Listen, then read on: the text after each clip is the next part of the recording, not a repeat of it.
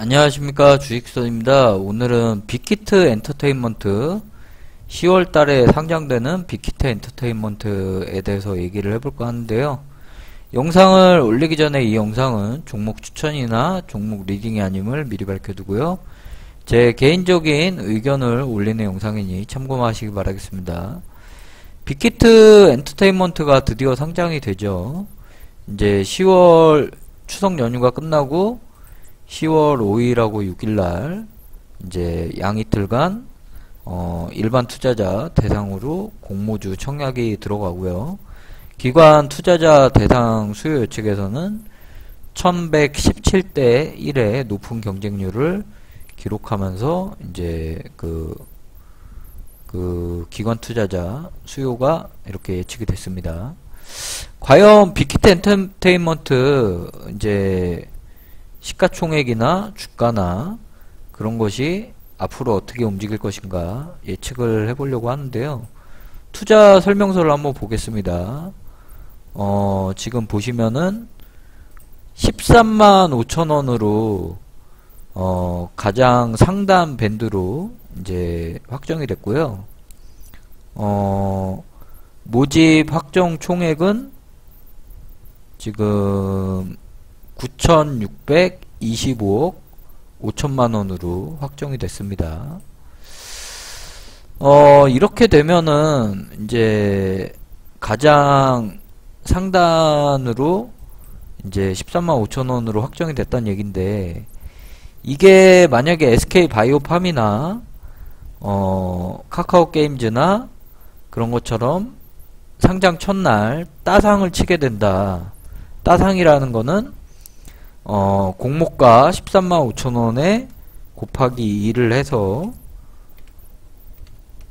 27만원에서 다시 한번 주가가 30% 상한가를 치는 거를 말하는데요. 35만 1천원이죠. 35만 1천원이라는 따상 주가가 과연 적정한가? 저는 이제 개인적으로 비싸다, 이렇게 답을 내려드리면 비싸다고 생각을 합니다.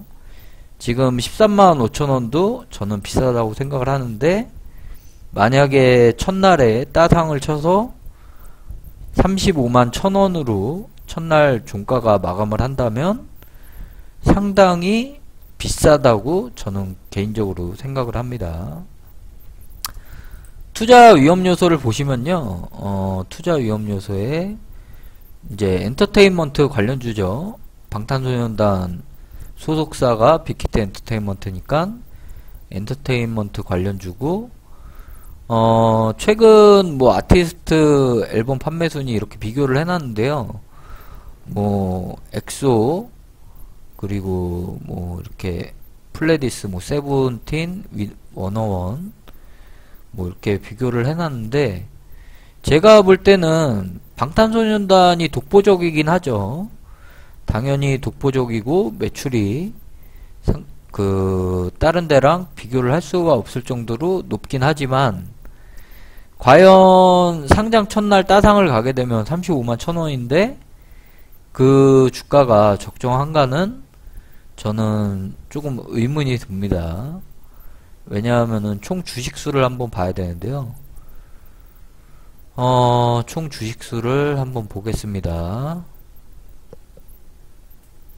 뭐 상당히 자료가 많아가지고 지금 보시면은 뭐 신규 사업 실패 가능성 뭐 이런 것도 나오긴 하지만, 방탄소년단이 일단 군대를 가야 되죠. 군대를 가야 되고 군대 면제를 받을 가능성은 없기 때문에 군대를 가게 된다면은 그 후속 그룹이 나와야 되는데, 제가 볼 때는 지금 빅히트 엔터테인먼트에서 방탄소년단 빼고는 그에 대적할 만한 후속 그룹이 없다. 그게 가장 큰 리스크다 저는 보고 있고요. 그 리스크에 대해서 시장에서는 어떻게 판단할지는 모르겠습니다만은, 방탄소년단의 매출의 절반 정도를 뭐 이렇게 차지해 줄 만한 후속 그룹이 빅히트에는 지금 없다. 저는 그렇게 보고 있습니다. 여기 보셔도 매출 비중이 빅히트 엔터테인먼트의 매출의 98%를 방탄소년단이 차지하고 있습니다. 그러면은 방탄소년단 중에 멤버 몇 명이 군대를 간다 하면 이 98%의 매출을 차지하고 있는 방탄소년단의 빅히트 매출을 과연 누가 보완을 해줄 것인가? 저는 지금 없다고 보고 있습니다. 그냥 단적으로 얘기해서 없다 이렇게 보고 있고, 과연 다른 그 신규 그룹들이 방탄소년단에 대치를 할 수 있을 것인가? 방탄소년단은 92년생부터 97년생까지 현역 입영 대상을 멤버로 돼 있다고 여기에도 나오죠.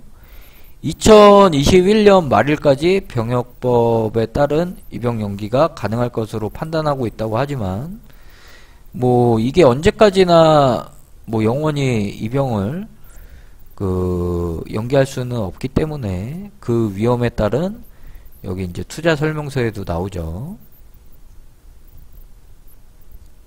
한번 쭉 보겠습니다. 방탄소년단의 계약 만료 시기는 2024년으로 나오네요.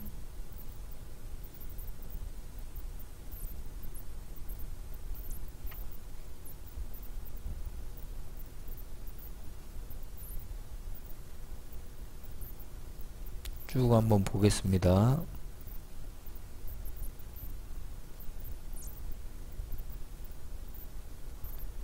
이 아래로 이제 내려보시다 보면은 주식에 대한 내용도 나옵니다.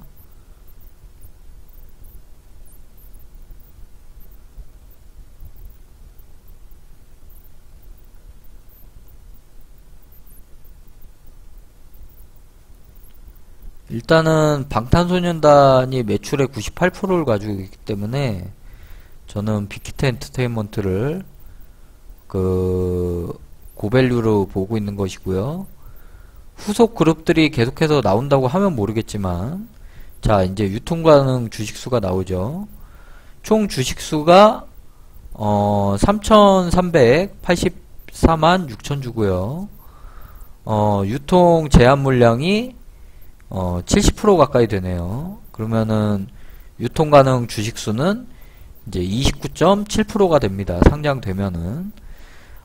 보유예수 기간은 6개월에서 3개월, 1년 이렇게 되어 있는데요.